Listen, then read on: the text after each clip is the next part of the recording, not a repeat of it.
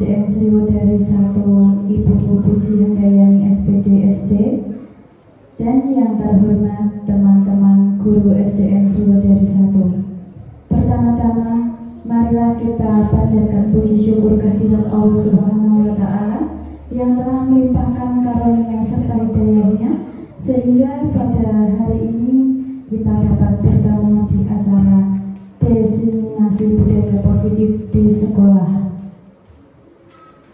Adapun susunan acara yang akan kita laksanakan, yang pertama yaitu pembukaan, yang kedua menyanyikan Indonesia Raya, yang ketiga sambutan Kepala Sekolah SDN Sriwedari 1, yang keempat acara inti, yang kelima doa, dan yang terakhir penutup. Yang pertama yaitu pembukaan. Mari kita buka acara dengan basmalah bersama-sama. Bismillahirrahmanirrahim. Acara yang kedua yaitu menyanyikan Indonesia Raya yang akan dipimpin oleh Bu Eka Fitri Qoriati SPD. Kepada Bu Eka Fitri saya persilahkan.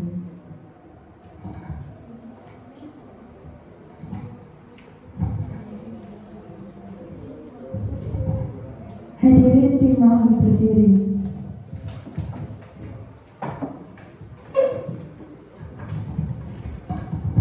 Hiduplah Indonesia Raya. Indonesia tanah airku, tanah tumpah darahku. Di sanalah aku berdiri, jadi pandu hidupku. Indonesia kebangsaanku, bangsa dan tanah airku. Marilah kita berseru, Indonesia bersatu. Hiduplah tanahku, hiduplah negeriku, bangsaku, rakyatku semuanya. Bangunlah jiwanya, bangunlah badannya untuk Indonesia Raya. Indonesia Raya, merdeka, merdeka, tanahku, negeriku yang ku cinta. Indonesia Raya, merdeka, merdeka, hiduplah Indonesia Raya. Indonesia Raya, merdeka, merdeka, tanahku, negeriku yang ku cinta. Indonesia Raya, merdeka, merdeka, hiduplah Indonesia Raya.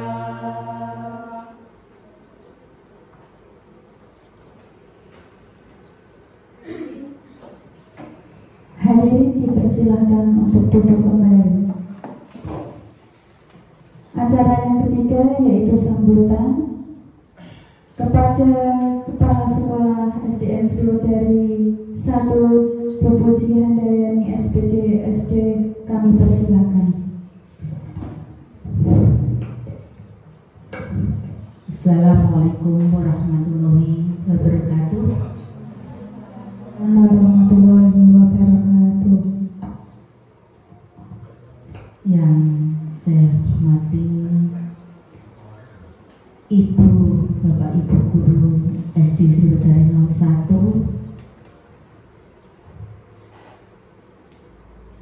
Pada kesempatan hari ini kita berkumpul bersama-sama di ruangan kelas 1 ini dalam rangka acara CGP dalam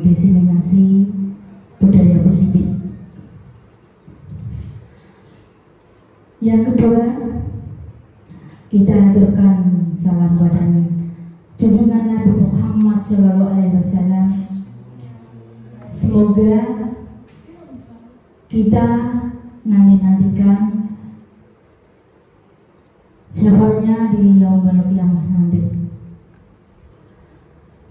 Bapak Ibu guru yang saya hormati, khususon Ibu Laili Arawati,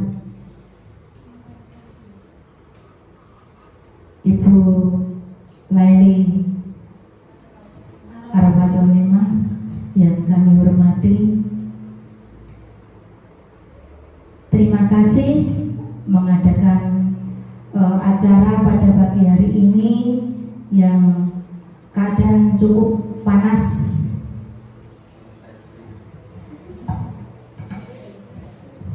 Saya harap acara ini berjalan dengan lancar, dengan semangat. Kita dukung Bu Laili Arafatun Nimah, semoga menjadi CGP yang kita harapkan, karena ini judulnya diseminasi budaya positif. Jadi untuk budaya positif ini merupakan paradigma untuk menyelesaikan masalah melalui melalui intrinsik dalam diri kita, yang dihadapkan dengan masalah-masalah yang kita nanti diselesaikan dengan baik, tidak ada pembulian, dengan kita membudayakan karakter siswa yang baik.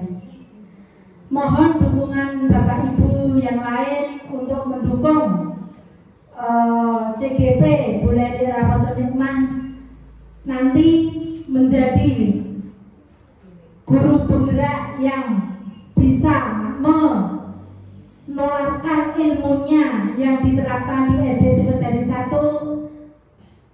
Mudah-mudahan semakin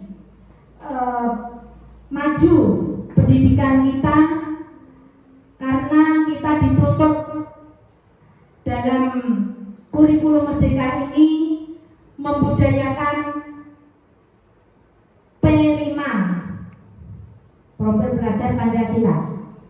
Lah, dengan adanya kurikulum merdeka ini, saya mohon khususan untuk Bu Laili, untuk administrasi apapun yang istilahnya ilmu-ilmu yang didapatkan dari CGP ini dapat diterapkan dan disosialisasikan pada teman-teman, diajak teman-teman untuk merubah cara belajar dengan kreatif inovatif. Hanya itu yang dapat saya sampaikan. Mudah-mudahan dengan acara ini kita tingkatkan kinerja kita untuk membangun pendidikan yang lebih baik, khususnya untuk kemajuan SDN Sriwedari 01. Akhir kalam, wassalamualaikum warahmatullahi wabarakatuh.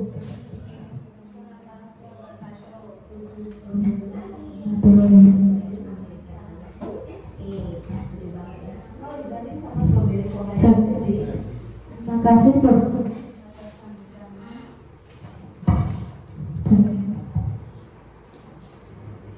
Acara yang keempat adalah acara inti, yaitu diseminasi budaya positif yang akan disampaikan oleh CGP kami, yaitu Laili Arafatun Nimah SPD. Kepada Bu Laili kami persilahkan.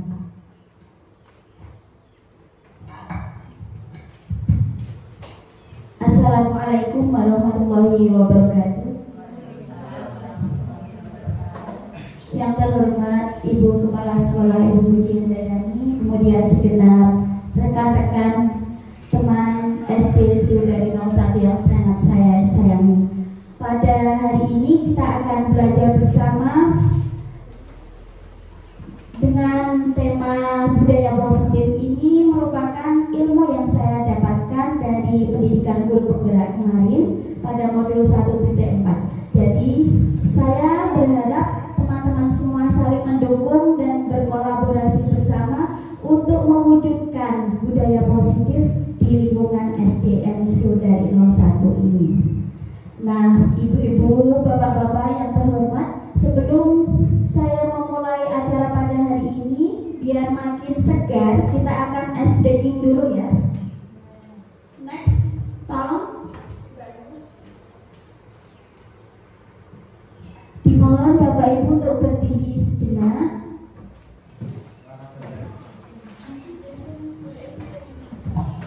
Kita akan menirukan lagu tangan ke atas menggapai bintang. Sudah pernah mendengar ya Bapak Ibu? Ya.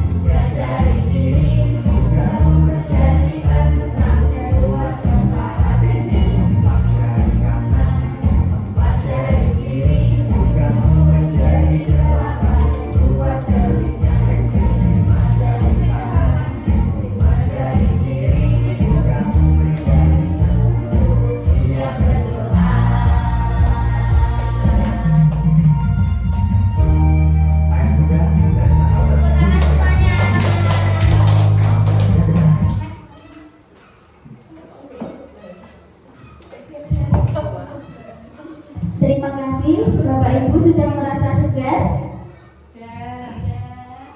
Atau masih ngantuk? Semangat ya. Untuk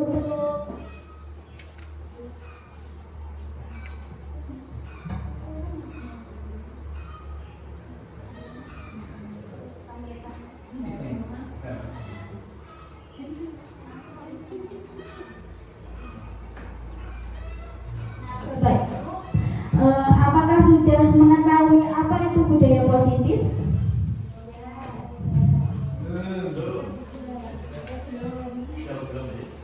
Sudah atau belum? Biasanya sering kita lakukan di pembiasaan-pembiasaan di sekolah. Seperti contohnya apa, Bu ya? Budaya positif di SD Seru dari 1. Ketika bertemu dengan Bu Guru, sebaiknya menyapa dengan sopan. Monggo Bu, beralih. Bagus sekali. Untuk Bu Fitri, misal untuk murid kelas 6, bagaimana kebiasaannya? 5S, senyum, salam, sapa, sambung. Ya, bagus sekali. Nah, untuk latar belakang dari diseminasi budaya positif itu sendiri, jadi suasana positif dalam lingkungan sekolah itu sangat mendukung dalam menciptakan pembelajaran di kelas yang kondusif. Jadi kalau suasana di kelas nyaman, kondusif, anak-anak kan merasa gimana ya Bapak Ibu? Merasa senang dan dia juga ikut apa? Merasa bahagia karena pembelajaran sejati anak-anak itu akan menjadikan gimana? Perasaan yang positif, kemudian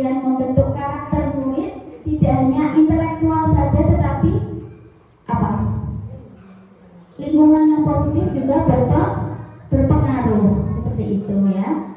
Next. Jadi budaya positif itu nilai-nilai keyakinan dari kebiasaan di sekolah yang berpihak pada murid agar dapat berkembang menjadi pribadi yang kritis, penuh hormat, juga bertanggung jawab. Kemudian ada beberapa konsep inti untuk meningkatkan budaya positif. Yang pertama yaitu disiplin positif, kemudian ada motivasi perilaku manusia, hukuman, penghargaan, konsekuensi, dan restitusi, ada keyakinan kelas atau sekolah, kemudian kebutuhan dasar manusia, dan juga posisi kontrol guru. Kemudian yang terakhir ada segitiga restitusi.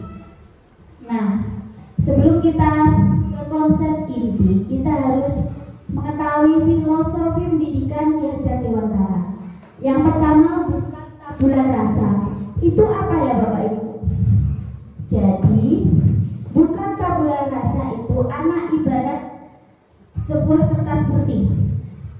Perlu dicoret-coret, itu apakah coretannya menghasilkan yang sangat bagus atau coretan yang jelek? Itu berdasarkan dari kita seorang pendidik. Jadi bagaimana kita mengkuret atau merubah sebuah tulisan menjadi yang indah ya. Tulisan itu kita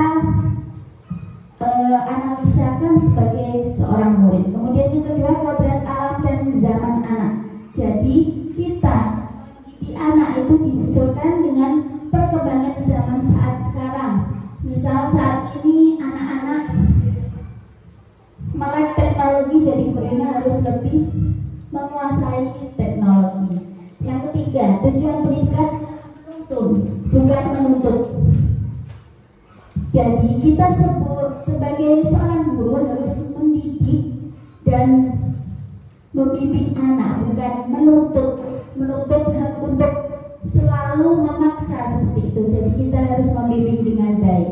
Yang keempat, ibarat seorang petani dan anak diibaratkan biji jagung. Jadi bagaimana sebuah bibit itu berkualitas itu berdasarkan seorang petani mengolah tanaman tersebut. Kemudian yang kelima yaitu guru sebagai pamong. Ada sebuah filosofi dari KHD, ingat sosok teladan, yang artinya seorang guru itu harus menjadi sebuah teladan yang baik. Kemudian Ikmadya Mangunkarso, di tengah yang memberikan gagasan. Kemudian yang terakhir Tuturi Handarani, yang di belakang memberikan motivasi.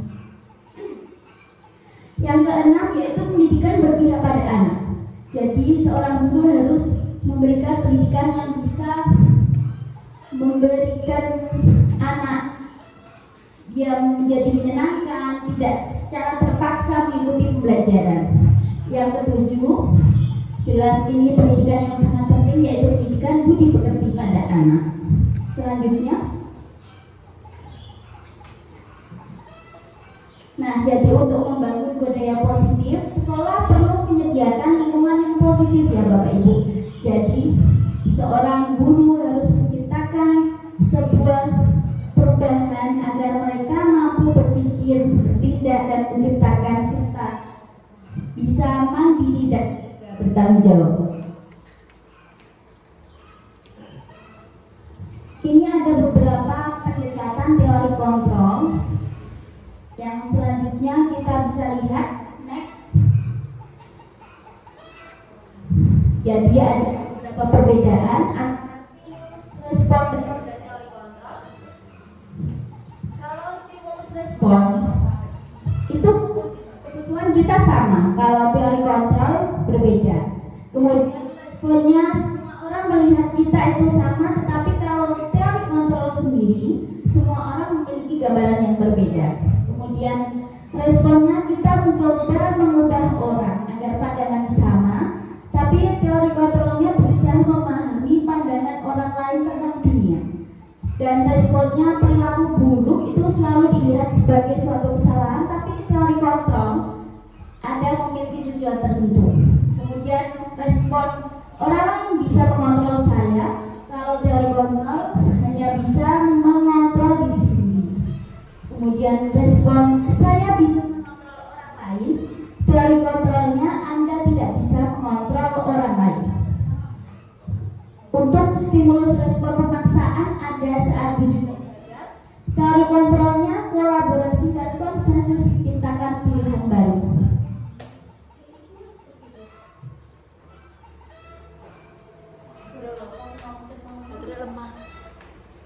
Terus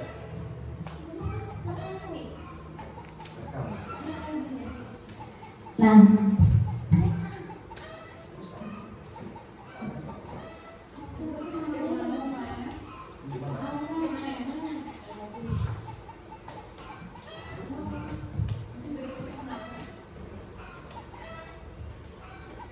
yang pertama yaitu disiplin positif Bapak Ibu. Kita mendengar kata disiplin, apa yang terlintas di benak kita? Ya, tertib, teratur. Apakah itu identik dengan sebuah hukuman Bapak Ibu?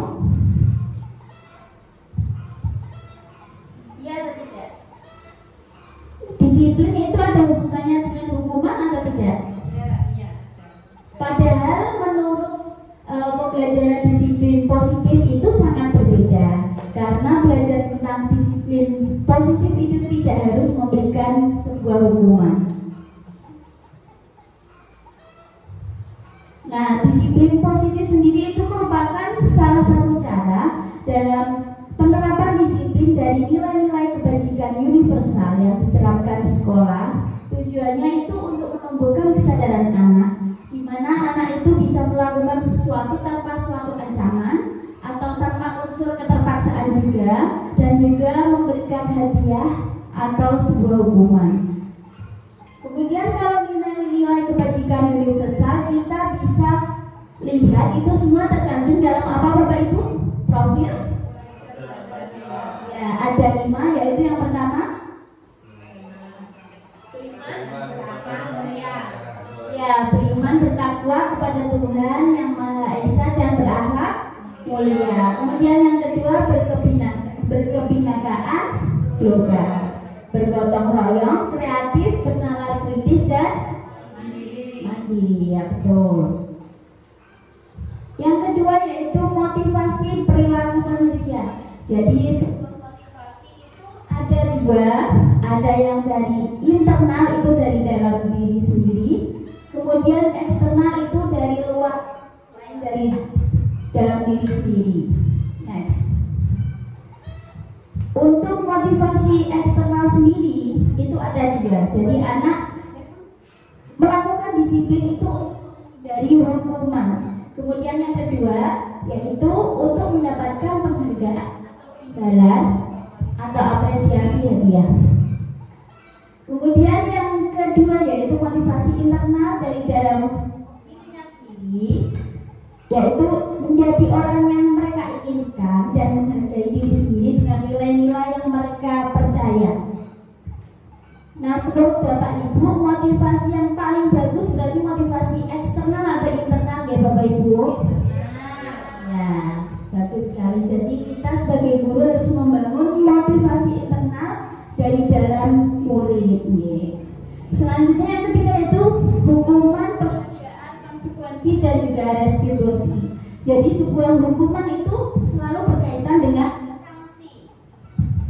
Karena dia murid melanggar sesuatu kemudian mendapatkan hukuman. Yang kedua yaitu penghargaan, sebuah apresiasi dari untuk murid ya, sebagai bentuk biasanya mendapatkan prestasi atau mereka berkontribusi mendapatkan sesuatu yang luar biasa dalam mengerjakan tugas di kelas. Kemudian yang ketiga konsekuensi, yaitu hasil atau akibat dari tindakan keputusan yang sifatnya bisa positif atau negatif. Kemudian tergantung keputusan itu bisa dianggap baik atau tidak oleh lingkungannya. Kemudian yang terakhir yaitu restitusi, proses menciptakan kondisi pada murid sehingga mereka itu mampu memperbaiki kesalahannya dan bisa kembali ke kelompok mereka untuk menjadi karakter yang lebih kuat. Next. Nah, Bapak Ibu bisa dilihat di slide saya. Ini ada beberapa contoh review, bisa dijawab bersama-sama gitu. Untuk yang pertama yaitu lari mengelilingi lapangan sepak bola 5 kali karena terlambat masuk sekolah. Termasuk apa ya Bapak Ibu? Hukuman atau konsekuensi?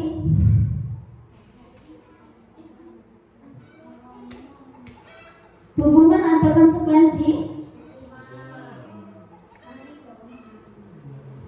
Kita cek next. Ya, betul sekali, hukuman. Soal selanjutnya, mencatat 100 kali di dalam buku kalimat saya tidak mengerjakan PR, saya tidak akan mengulangi perbuatan itu lagi. Termasuk apa? Oke, kita cek. Betul sekali. Yeay. Selanjutnya, yang membersihkan tumpahan air di meja karena tersenggol pada saat belajar. Oke, kita coba cek. Iya, betul sekali. Selanjutnya, murid disuruh membersihkan kamar mandi karena berbuat onar. Kita cek. Iya, betul sekali. Selanjutnya, masih ada? Ya. Push up sebanyak 25 kali karena terlambat 10 menit pembelajaran PJOK. Konsekuensi atau hukuman? Konsekuensi. Ya, kenapa ini konsekuensi ya Bu? Karena ini berhubungan dengan pembelajaran PJOK. Ya, bagus sekali. Selanjutnya, murid mengangkat kaki sebelah di depan kelas karena tidak menyimak pembelajaran. Hukuman, ya betul. Ya. Next, ya. Selanjutnya ini merupakan perbedaan hukuman dan konsekuensi. Jadi sebuah hukuman itu sering berhubungan dengan sakit fisik maupun hati. Jadi anak itu menjadi membenci kedisiplinan. Kemudian ada paksaan dan juga mendorong anak menyakiti diri sendiri. Ya. Merasa marah, rasa bersalah, kemudian dipermalukan dan tidak dihargai. Untuk konsekuensi itu sesuatu yang harus terjadi. Kemudian anak merasa tidak nyaman dalam jangka waktu pendek. Anak juga bisa menghargai disiplin, kemudian mendorong mudah menyesuaikan diri dan mematuhi peraturan, kehilangan hak dibuat tidak nyaman, diasingkan. Next. Jadi ini adalah hukuman dan penghargaan. Disiplin hukuman sifatnya tidak terencana. Nah, kalau disiplin konsekuensi sudah terencana dan sudah disepakati ya Bapak Ibu. Jadi sudah dibahas dengan guru dan murid. Kemudian jika kita menggunakan penghargaan, maka murid akan bergantung pada penghargaan tersebut sehingga mereka itu bisa kehilangan apa? Ya, motivasi dari dalam. Yang keempat yaitu tentang keyakinan kelas atau sekolah. Nah, ini apa ya bedanya dengan peraturan kelas Bu? Keyakinan kelas. Jadi kalau keyakinan kelas itu isinya juga tentang peraturan kelas. Budaya positif ini itu harus ada di dalam lingkungan yang positif. Kemudian untuk mendukung lingkungan yang positif harus ada keyakinan-keyakinan kelas yang berisikan peraturan kelas. Next. Nah, keyakinan kelas sendiri itu berasal dari nilai kebijakan prinsip universal yang disepakati oleh baik guru maupun murid. Jadi nilai-nilai universalnya itu berasal dari apa Bapak Ibu? Profil? Ya, profil pelajar Pancasila. Nah, mengapa tidak peraturan saja? Mengapa harus keyakinan kelas? Gimana Bapak Ibu?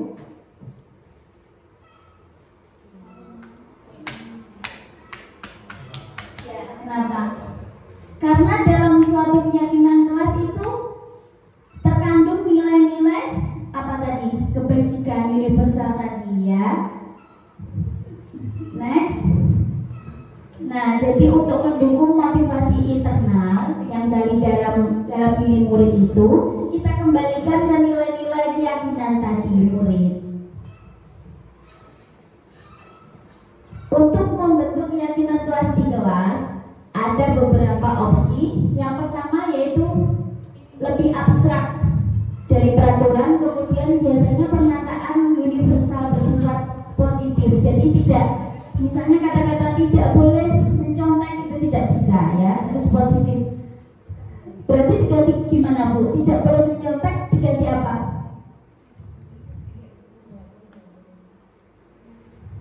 Tidak boleh menyontek diganti apa ya Bapak Ibu? Dilarang bekerja sama dalam ulangan. Itu bisa termasuk kalimat positif atau termasuk kalimat negatif? Larangan tidak boleh ya, berarti apa? Bekerja sama di kelas kecuali dalam ulangan ya. Jadi keyakinan kelas sendiri itu jangan terlalu banyak, harus mudah diingat dan dipahami. Kemudian semua warga kelas itu harus menyetujui, termasuk harus berdiskusi dengan murid dan guru. Yuk next. Nah, kita lihat Bapak Ibu yang termasuk kesepakatan kelas dan keyakinan kelas mana ini, A atau B?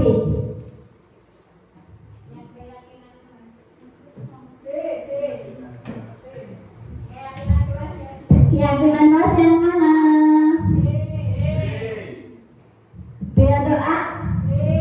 Kita lihat deng-deng. Ya, betul sekali. Tepuk tangan untuk Bapak Ibu semua.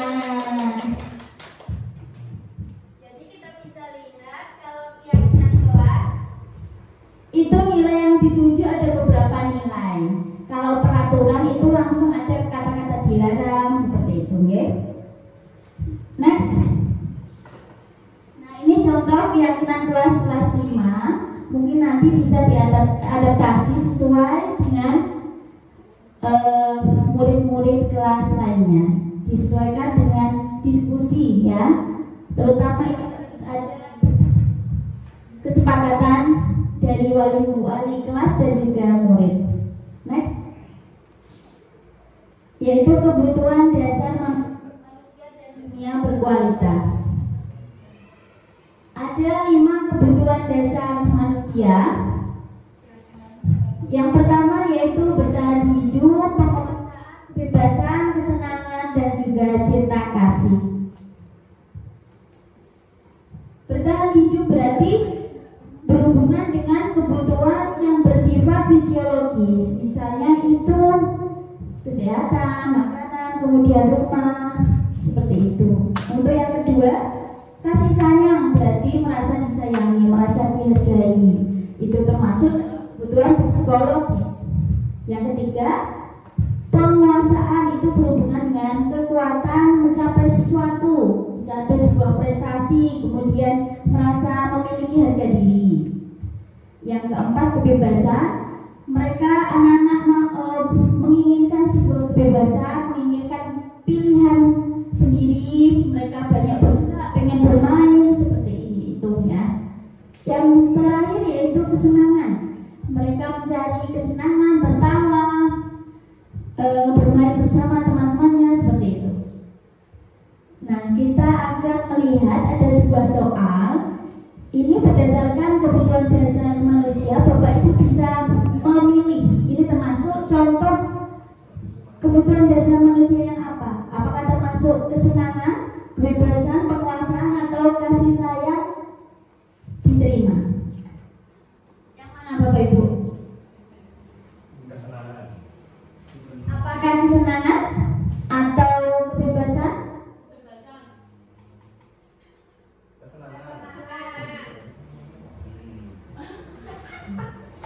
Kita lihat jawabannya next.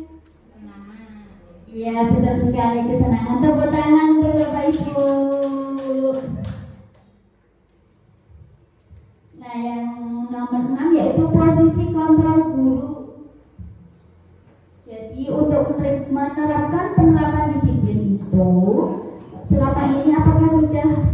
efektif, sudah pusat, memerdekakan dan memandikan murid.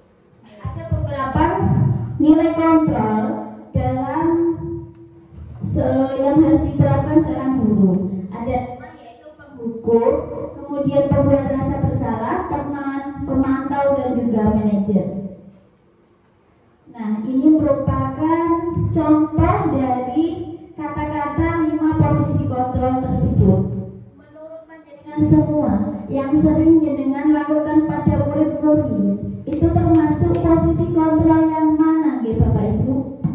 Bisa dilihat.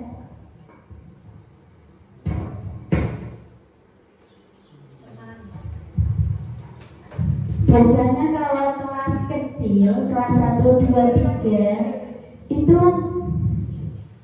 posisi kontrolnya sebagai apa, Bu Lia? Sebagai teman.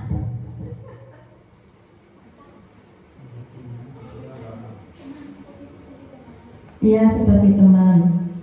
Ya. Bagus sekali. Untuk perwakilan kelas besar, Bu Fitri, bisa diceritakan biasanya sering memakai posisi kontrol apa?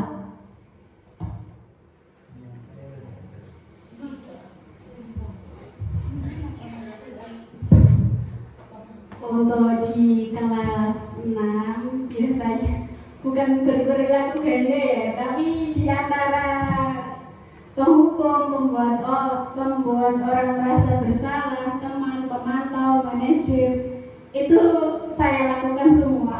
Jadi menyesuaikan kondisi. Iya, menyesuaikan kondisinya. Ya, berarti menyesuaikan kondisi ya Bu Fitri ya. Jadi kita bisa melihat kalau menjadi penghukum berarti seperti kita lihat banyak berita di TV ya, karena seorang guru itu tidak boleh memberikan hukuman secara fisik, oke, Bapak Ibu. Apakah kita harus menjadi posisi kontrol seorang penghukum itu sangat dibenarkan atau tidak? Seperti ini.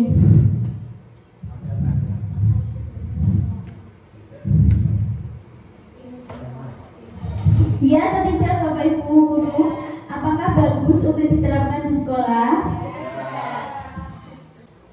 Ya baik Bapak Ibu, ini sudah bisa dilihat ada 5 posisi kontrol, kemudian ada contoh kalimat yang menjelaskan 5 posisi kontrol tersebut.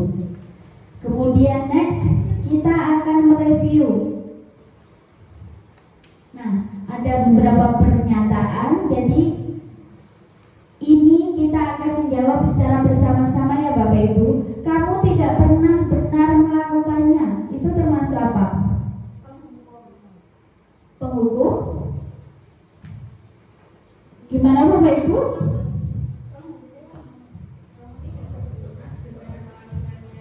Ya kita kunci dulu jawabannya ya. Kemudian ayolah lakukan demi ibu.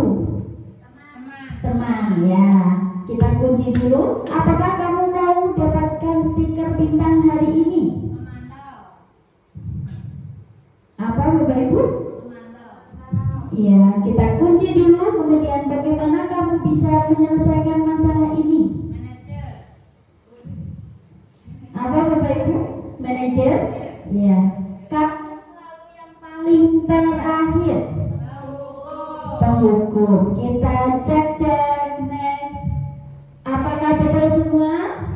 Ya, betul semua. Tepuk tangan. Jadi sudah memahami ya Bapak Ibu untuk kelima posisi kontrol. Menurut panjenengan semua, yang paling bagus kita terapkan untuk murid-murid di sekolah itu posisi kontrol yang mana?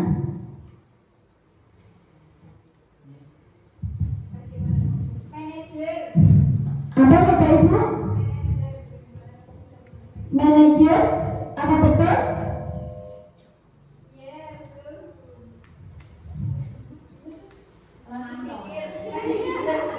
Manajer. Jadi kita harus menjadi peran kontrol guru yaitu manajer.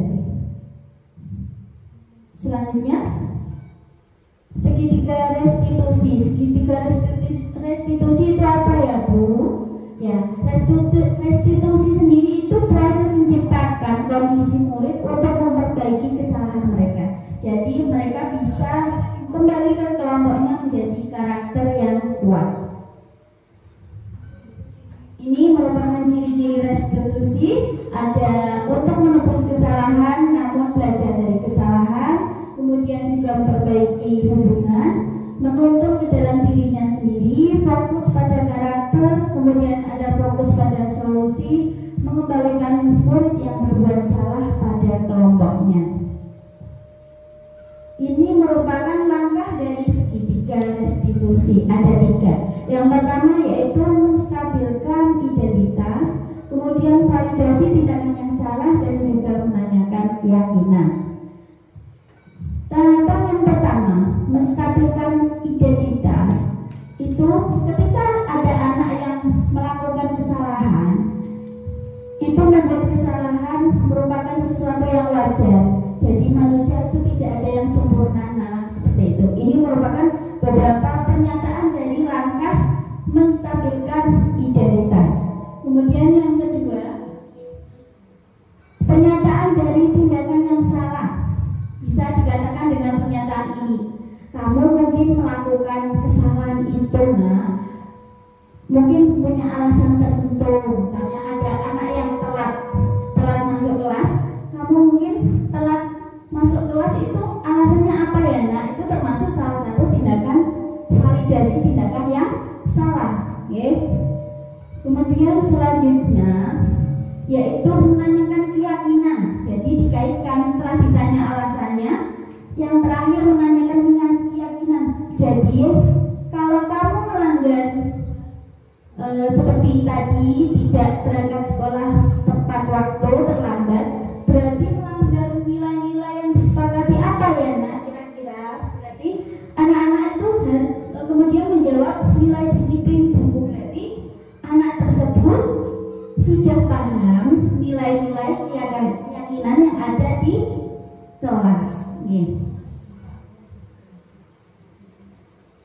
Nah, kita akan simak ini satu video saya dengan murid saya di kelas.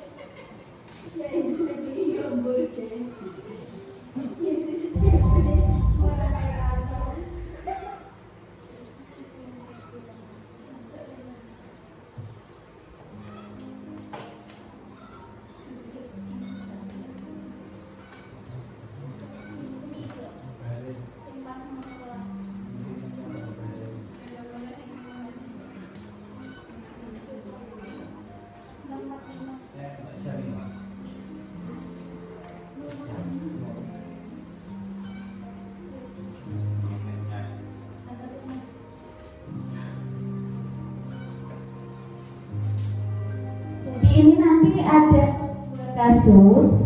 Ini merupakan skenario dari anak didik saya kelas 5, bagaimana menerapkan segitiga restitusi untuk mendisiplinkan.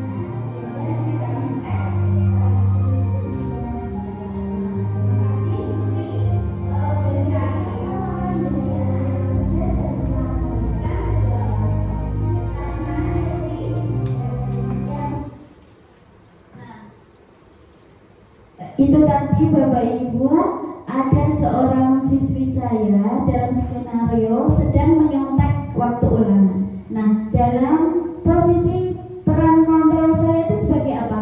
Sebagai cerita tadi, manajer. Jadi tidak langsung menghukum siswa, tapi memberikan menanyai dulu alasannya apa, kemudian memberikan solusi agar dia tidak mengulangi lagi. Jadi kesimpulan pada diseminasi budaya positif pada siang hari ini, untuk penerapan program disiplin positif hendaknya guru memiliki standar kepribadian profesional dan sosial yang baik, di mana guru itu mampu merefleksi pada posisi kontrolnya saat ini. Jadi bagaimana para guru itu menjadi seorang manajer yang menuntun murid-murid menjadi insan yang mandiri, merdeka dan bertanggung jawab sesuai dengan profil pelajar Pancasila.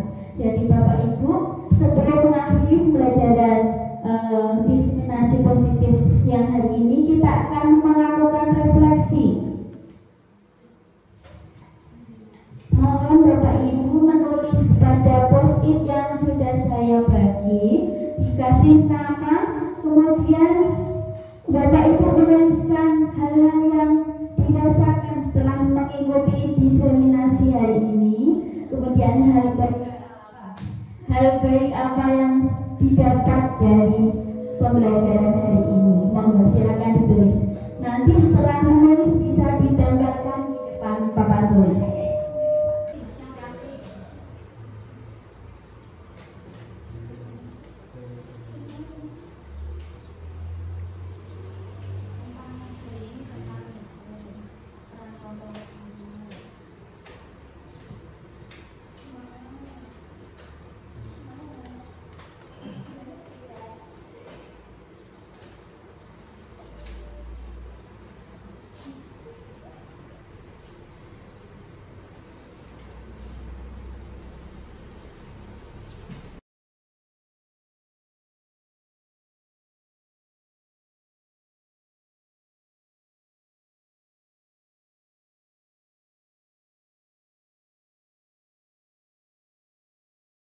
Diseminasi budaya positif pada hari ini alhamdulillah berjalan dengan lancar. Terima kasih kepada Bapak Ibu segenap Dewan Guru SDN Sriwedari 01 yang sudah berkenan hadir, dan saya mohon maaf apabila ada tutur kata yang kurang berkenan. Wassalamualaikum warahmatullahi wabarakatuh.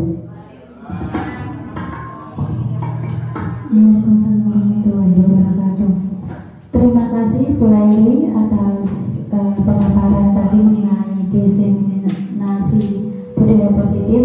Mungkin dengan adanya presentasi tadi dari Bu Laili menjadikan kita flashback kembali ya, kemarin habis ada kejadian apa nih, terus habis itu kita nanti menanggapinya bagaimana, mengatasinya bagaimana, pasti kita flashback ya teman-teman. Acara selanjutnya yaitu doa yang akan dipimpin oleh Pak Surhadi SPDI. Kepada Pak Surhadi kami persilakan. Assalamualaikum warahmatullahi wabarakatuh. Marilah kita berdoa, semoga apa yang kita dengarkan, apa yang kita harapkan tidak berlalu Allah Subhanahu wa Ta'ala.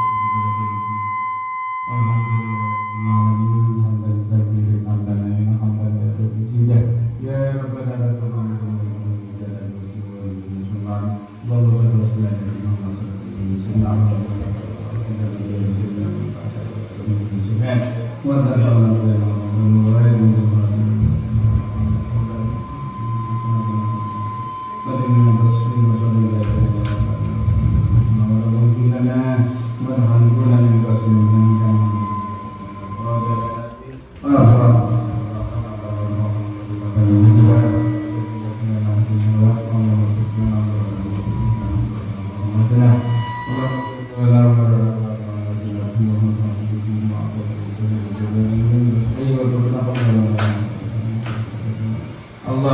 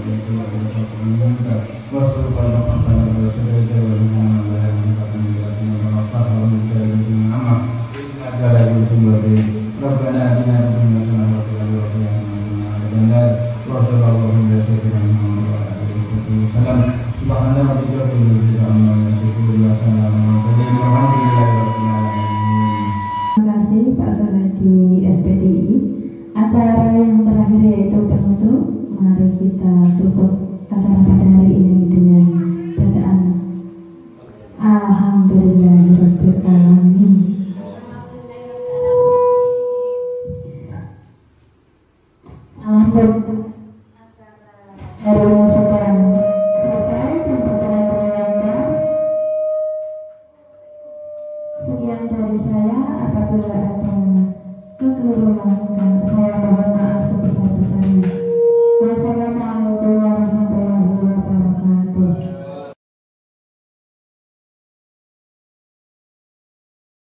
Assalamualaikum warahmatullahi wabarakatuh. Saya adalah kepala sekolah dari CGP Ibu Laili Arafatun Nikmah dari SD Sriwedari 01.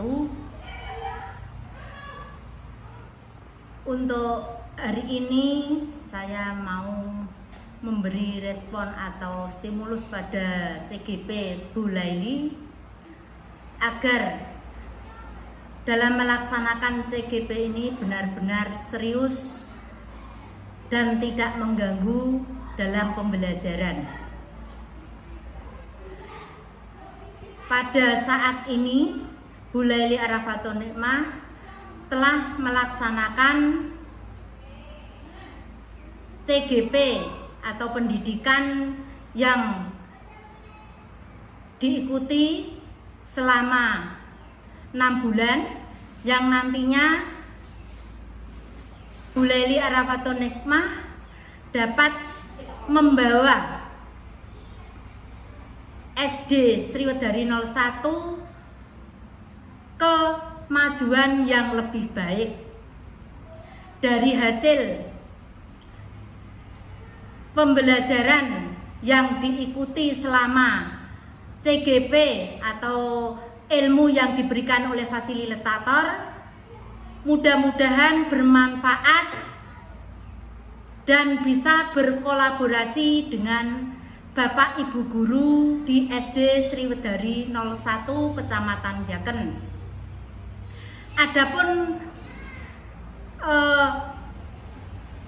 harapan saya pribadi sebagai kepala sekolah, Bu Laili Arafatun Nikmah membawa pendidikan di SD Sriwedari 01 yang lebih maju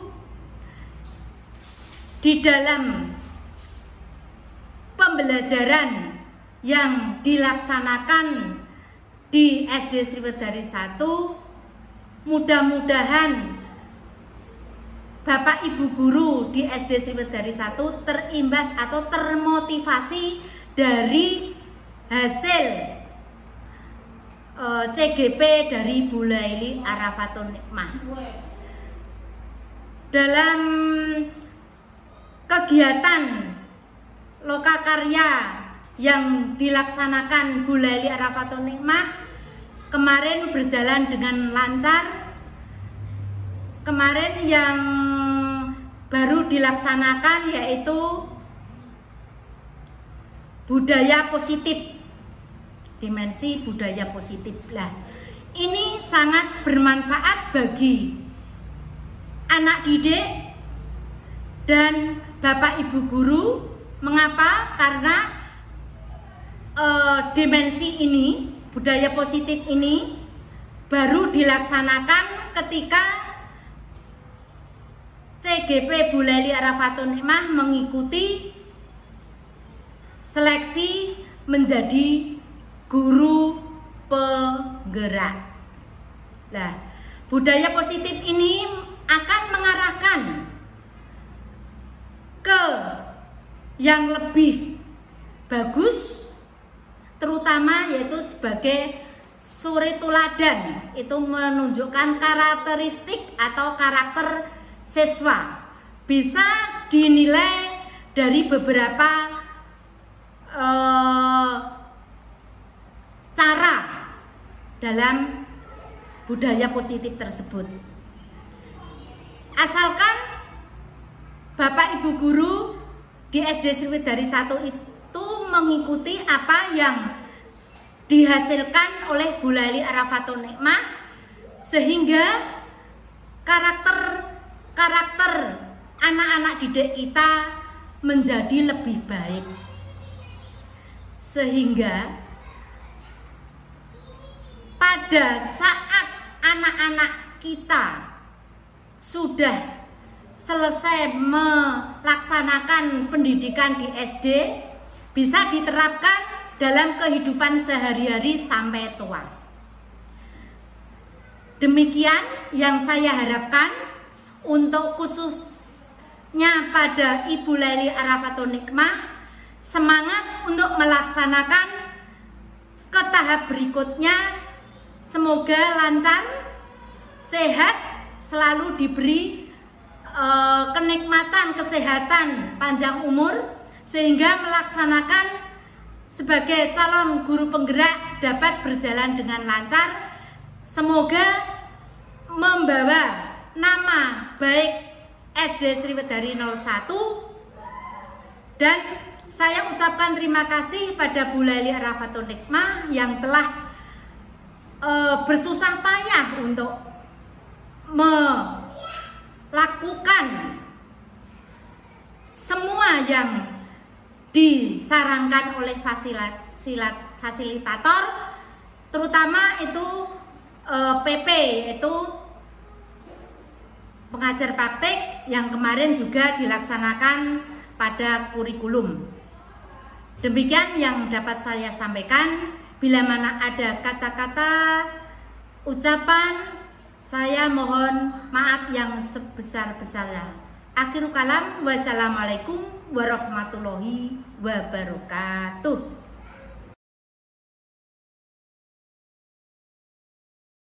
Assalamualaikum warahmatullahi wabarakatuh. Saya Kholisna Auliana Zulfa, guru kelas 1 SDN Sriwedari 1. Saya merupakan teman sejawat dari Bu Laili Arafatul Nikmah. Hari ini saya akan menceritakan pengalaman saya tentang ketika saya sedang mengikuti seminar Bu Laili Arafatul Nikmah tentang diseminasi budaya positif di sekolah kami. Tentunya mendapatkan banyak pengalaman dan ilmu karena saya menjadi lebih mengetahui tentang hukuman dan konsekuensi. Jadi biasanya memang saya kurang mengerti arti konsekuensi dan hukuman. Mana yang hukuman, mana yang konsekuensi. Selain itu saya juga mengetahui mana yang tata tertib, mana yang keyakinan kelas dan harapan kelas. Setelah saya mengikuti diseminasi dari Bu Laili, saya mencoba untuk menerapkan di kelas saya. Seperti contoh di belakang saya ada tempelan saya kan mengajar kelas 1 ya, jadinya isinya ya tulisannya agak yang mudah dipahami oleh kelas 1. Aku bisa senyum, salam, sapa, sopan, dan santun, begitu. Kemudian saya juga menempel peraturan ruang kelas, memberikan tulisan harapan atau keyakinan kelas kita, di dalam kelas kita harus bla bla bla, begitu. Selain itu saya juga meletakkan dengan saling berdampingan. Jadi anak-anak itu mengetahui apa yang harus saya lakukan, karena memang itu aturan apa yang harus saya kerjakan. Karena itu memang keyakinan kelas tanpa mereka merasa terbebani, begitu. Terima kasih, sekian dari saya. Wassalamualaikum warahmatullahi wabarakatuh.